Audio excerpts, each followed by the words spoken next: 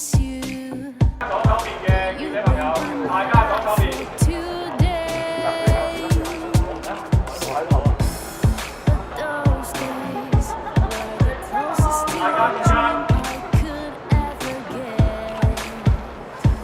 我啱啱上一上船嘅時候，我感覺到哇好熱，但係見到成班師妹咧着晒泳衣咁樣，又覺得佢哋身材好好咧，呢下又覺得好正喎。咁其實今日同佢哋一齊出海都幾得意嘅，因為出海可能係一種同朋友一齊出去，但係竟然係帶住班師妹啊，咁又睇到佢哋朝頭早好早要已經準備啦，又出到海都一直要 keep 住笑容啊 ，keep 住個身材啊，要擺好 pose 啊，一直要對住鏡頭。其實我都雖然我唔係被影嗰個，但係其實我都心同感受嘅，因為佢哋真係又要早起啊，真係攰啦，咁又要曬住喎，又要 keep 住個儀態，其實佢哋真係都幾唔容易嘅。即係當我見翻佢哋嘅時候咧，就諗翻起我選嘅時候咧，因為咧即係嗰個心情咧又未選到嘅時候，跟住好多未知數啦，咁跟住之後咧，你每一分每一刻咧都要係好 alert 啦。跟住我就覺得諗翻起我嗰陣嘅經歷咯，完全係因為咧有時可能選咗2年之後咧，咁你就會覺得即係有陣時係冇咗呢一啲嘢咯。但係今日見翻佢哋咧嗰團火啊，或者所有嘢咧嗰種諗法翻晒嚟咯。其實咧對我嚟講，簡直係用4個字形容，就係大飽眼福啊！係啊，因為咧今年嘅亞姐咧，大部分嘅身材都非常之好啦，咁佢哋又有腹肌啦，又有 pat pat 啦，咁真係非常之好。所以今日我去到，覺得自己係一個被享受，即係享受佢哋咁樣嘅感覺。咁我都好開心，佢哋今次喺拍攝裏面咧，都做咗好多非常之好嘅動作啦，同埋令到成個事情咧都發生得非常之好嘅。嗱，咁當然有原因啦。咁主角係邊個啊？梗係新嗰班嘅佳麗們啦。咁我哋梗係要保守少少㗎，係咪先？咁唔可以搶晒個 focus 嘅。咁我哋都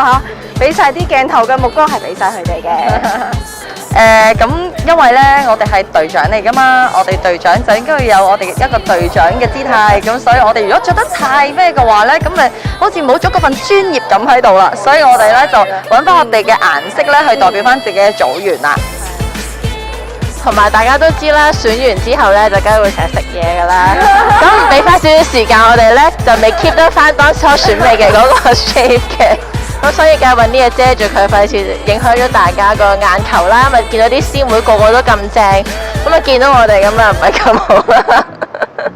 其實係嘅，因為我哋咧成個過程中都要有好多協助性嘅工作啦，咁都要即係唔好花太多心情喺自己唔好走光呢件事上面啦，所以着到好似咁樣 T 恤牛仔褲比較有活力嘅衣着咧，係比較適合今日我哋嘅工作嘅。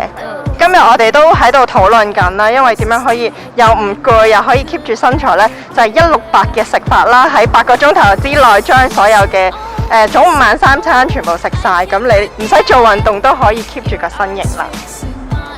同埋都有分享俾佢哋知，即係差唔多得翻個幾月嘅時候咧，都開始要收身㗎啦，唔好再食咁多嘢啦。咁就分享翻我當時嘅餐單啊，主要都係蛋白質為主嘅食物，就經常性提佢哋咯，見到佢食嘢唔好再食啦你咁樣咯。咁我就真係因為咧呢排即係都多嘢做咧，變咗比較忙啊，咁所以咧係食到不停嘅，即係我係好需要咧去每次咧翻到佢哋嗰度嘅時候咧，我望到佢哋咁樣，我先至有一刻，唉，我終於都可以停一停，唔使食啦咁樣，所以希望就自己多啲同佢哋接觸咧，就可以控制到自己啦。我其實想講呢班佳麗係真係天生麗質嘅喎，我見住佢哋飲可樂嘅，我哋見住食啲唔應該食嘅嘢嘅，食炸雞啦，又食 pizza 啦，係啦，咁佢哋嘅身形都好明顯冇話走得好勁嘅，咁但係我係比較嚴嘅隊長嚟嘅，我係唔準備食咁多，咁所以其實我都之後會再操 fit 翻啲隊友先。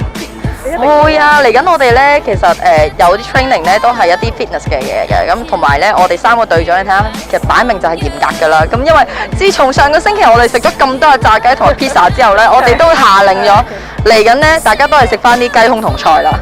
係啦。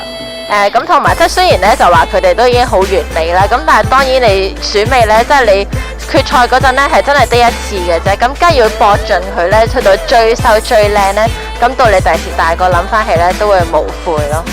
其實咧照翻舊年嘅經驗嚟講咧，因為我哋